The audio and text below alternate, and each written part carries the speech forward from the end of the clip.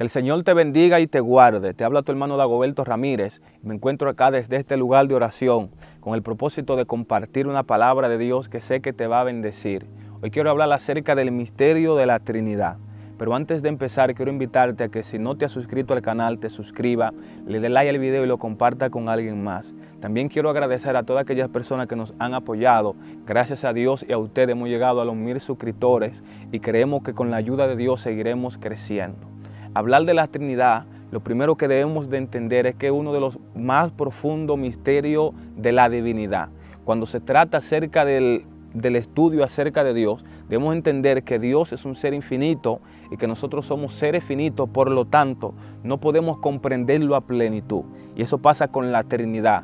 No podemos conocer el misterio de la Trinidad a plenitud. Es como tratar de entrar el mal en una taza, porque se trata del estudio acerca de Dios. Y debido a que es muy complejo el estudio de la Trinidad, muchas personas han llegado a negar la doctrina, pero es algo bíblico que lo vamos a demostrar por las Escrituras. La palabra Trinidad, quiero comenzar diciéndote esto, es una palabra que no aparece textualmente en la Biblia. Tampoco la palabra avivamiento aparece en la Biblia. Son términos teológicos que nosotros utilizamos para tratar de explicar ciertas manifestaciones que nosotros vemos en las Escrituras.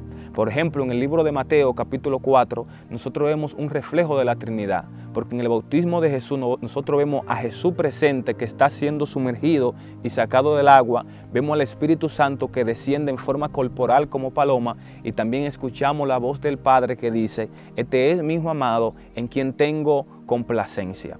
La doctrina de la Trinidad ha sido un poco controversial y a medida que ha pasado el tiempo y en tiempos antiguos, muchos grupos se han levantado en contra de esa doctrina y han llegado a negar la veracidad de ella. Entre esos grupos quiero mencionarte dos que se levantaron en el siglo II. El primer grupo es el monarquianismo. El problema de negar la Trinidad es que se compromete en otra doctrina como lo es la personalidad del Espíritu Santo y la deidad de Jesús. El monarquianismo llegó a negar la personalidad del Espíritu Santo y llegó a negar que Jesús era Dios. El otro grupo separatista se llama el sabienalismo. Este grupo de sabienalismo declaró que Jesús y el Espíritu Santo eran diferentes formas de la misma persona o diferentes máscaras por medio de las cuales se manifestaba.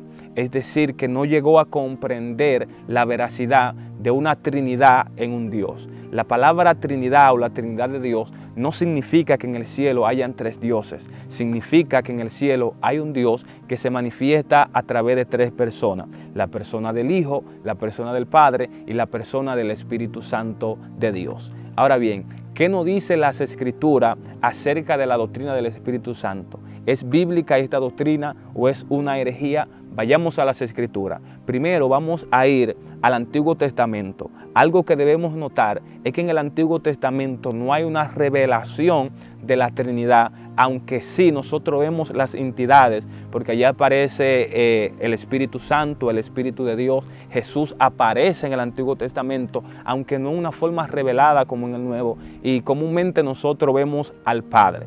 Pero algo que debemos notar es que la palabra Dios en el Antiguo Testamento, que es la palabra Elohim en el original, es un plural. Cuando hablamos de un plural, sabemos que se refiere a varias personas. El singular es que se refiere a una sola persona. Sin embargo, el nombre de Dios aparece en plural, dando una insinuación de una Trinidad en Dios. Eso nosotros lo podemos ver en el libro de Deuteronomio, capítulo 6, el verso 4, dice lo siguiente: Oye Israel, Jehová nuestro Dios, Jehová uno es. La palabra Dios es Elohim, plural. Jehová nuestro Elohim es uno. Es decir, Dios, aunque hay tres personas, es uno en naturaleza y en esencia. La misma palabra nosotros las encontramos en el libro de Génesis, capítulo 1, el verso 1, cuando dice: en el principio creó Elohim los cielos y la tierra, un plural. También nosotros vemos esta comunión intertrinitaria en el verso 26, cuando dice Dios: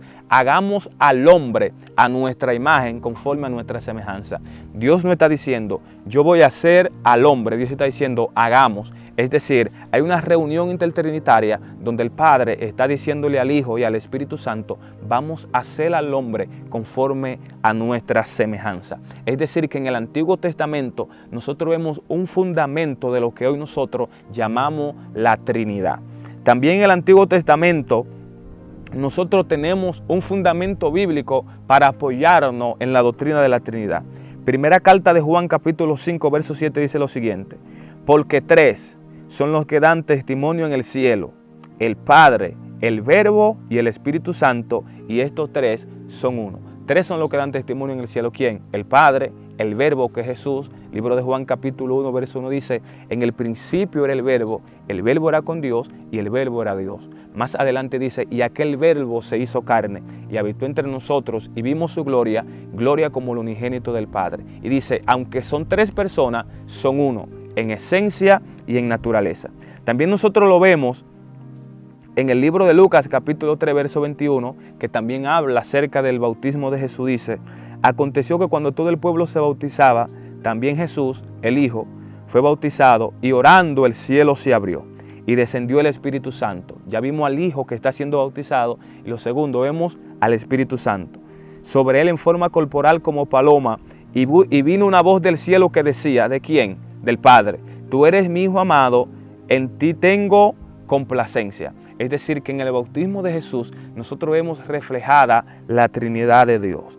También en el libro de los Hechos capítulo 10, el verso 38 dice: escuche la comunión intertrinitaria que hay, porque nosotros debemos de entender que aunque son tres personas, ellos no actúan de manera separada, siempre actúan en conexión y hay una comunión intertrinitaria en toda la operación. Por ejemplo, Dios es el que ordena, Jesús es la palabra y el Espíritu Santo es que trae a materia, el que materializa la obra de Dios. Por eso la Biblia dice que Él adornó los cielos, el Espíritu Santo de Dios, en el libro de Job.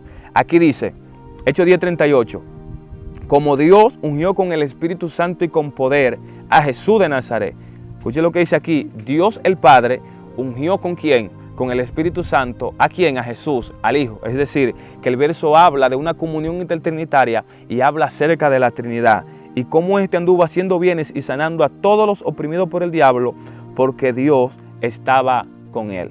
Y en la segunda carta de Corintios, capítulo 13, verso 14 dice: la gracia del Señor Jesucristo, el amor de Dios y la comunión del Espíritu Santo sea con todos vosotros. Amén. Es decir, que si la Biblia nos habla acerca de esta doctrina, ¿por qué nosotros debemos negarla? Si la Biblia nos da fundamentos escriturales y nos habla acerca de su veracidad. Existe una Trinidad en Dios, Dios Padre, Dios Hijo y Dios Espíritu Santo, y ellos tres son uno en esencia y en naturaleza. Algo que meditaba, una palabra que Dios trajo a mi corazón y que yo sé que te va a bendecir, es que Dios me enseñó que para tú tener una comunión con la Trinidad, tú necesitas aprender tres cosas. Número uno, para tener una comunión con el Padre, necesitas aprender a ser hijo.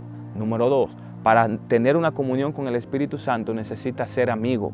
Y número tres, para tener una comunión con el Hijo, necesitas ser hermano. El mayor problema de nosotros es que no hemos pasado de siervo. Y la Biblia dice que el siervo no sabe las cosas que hace su Señor. Este es el misterio de la Trinidad.